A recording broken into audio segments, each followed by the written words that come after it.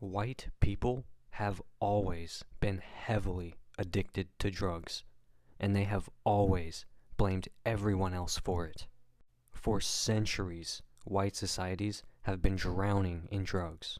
From opium dens in Victorian England to the cocaine-fueled Wall Street 1980s to the opioid crisis today. They mass produce and export drugs and then act shocked when addiction spreads. They flood their own communities with narcotics and then blame immigrants and minorities for it. They profit off of the drug trade and then punish black and brown people for participating in the market that they created. White people don't just use drugs. They don't just sell drugs. They invented modern drug capitalism and then pretended to be the victims.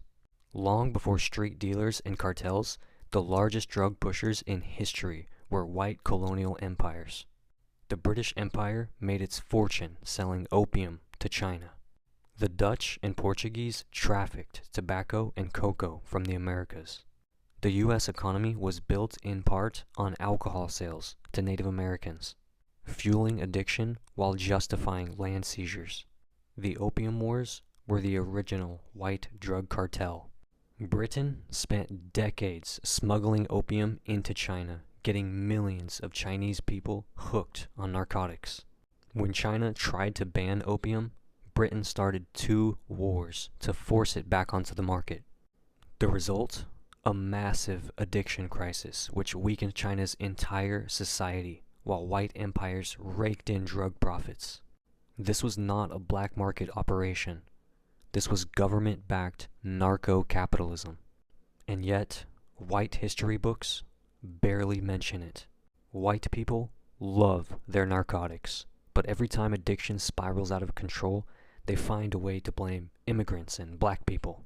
In the 1800s, white Americans got hooked on opium, so they blamed Chinese immigrants for running opium dens. In the 1920s, white America was drowning in cocaine, so they claimed that cocaine-crazed black men were attacking white women. In the 1980s, white people partied on cocaine, but when black communities used crack, a cheaper version of the same drug, they got thrown into prison under mandatory sentencing laws. In the 2000s, white people overdosed on heroin and Oxycontin, so suddenly, addiction became a health crisis instead of a crime. Every time white society succumbs to addiction, media shifts the narrative. When white people use drugs, they're victims. When black people and brown people use drugs, they're criminals. White America has never had a war on drugs. It's always been a war on drug users who aren't white. White people love to act like drug trafficking is a problem caused by Mexico or Colombia.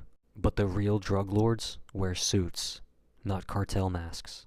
The Sackler family, which owns Purdue Pharma, flooded America with Oxycontin, making billions while fueling the opioid crisis.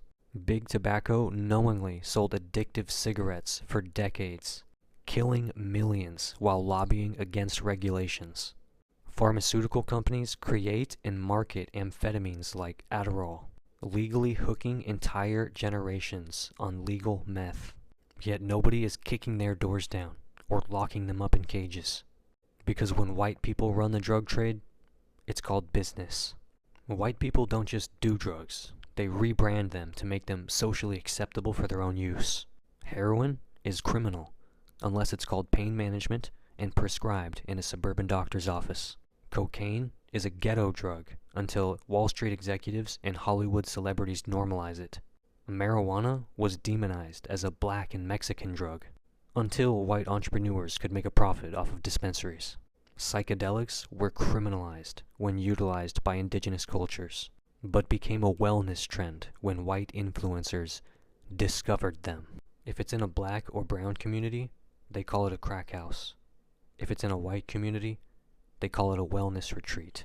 A poor black person doing mushrooms is a junkie, while a rich white tech bro doing mushrooms is biohacking. A homeless person on opioids is an addict, while a white soccer mom on prescription opioids is struggling with a disease. White people don't just steal land, music, and labor. They steal entire drug cultures, clean up the branding, and then sell it back to the world. White capitalists mass-produce drugs. White politicians criminalize drug use, unless the users are white. White doctors overprescribe opioids to their own communities. White media blames everyone else when addiction spirals out of control. And now, after centuries of creating the very crisis they claim to fight, white Americans want to be seen as the victims. They ignored the crack epidemic in black neighborhoods. They demonized Mexican and Colombian drug traffickers. They jailed millions of black and brown people for minor drug offenses. But now that white people are overdosing in record numbers, suddenly it's a public health crisis. Suddenly, addiction isn't a crime, it's a disease.